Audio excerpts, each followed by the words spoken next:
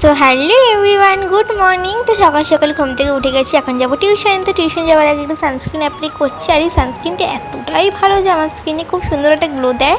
তো চলো এখন টিউশন যাবো। সো টিউশন দিয়ে এসে তোমাদের সাথে দেখা হচ্ছে।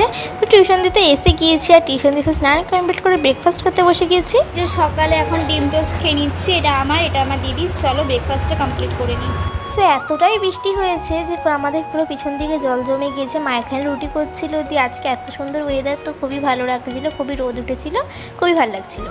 তারপর একটু হাঁটতে হাঁটতে মাঠের দিকে গেলাম। মাঠে গিয়ে দেখছি আমাদের পুজোর প্যান্ডেল পুরো শুরু হয়ে গিয়েছে, তো খুবই ভালো লাগছিলো। আর আকাশটা দেখলেই বোঝা যায় যে পুজো আসছে। এই পুজো আসবে আসবে ব্যাপারটি খুবই ভালো লাগে। তারপর এখানে মাঠের মধ্যে জল জমে গিয়েছিলো, তো বাড়ি এসে একটু মনসা পুজোর প্রসাদ খেলাম, এখানে লাঞ্চ করতে বসে পড়লাম।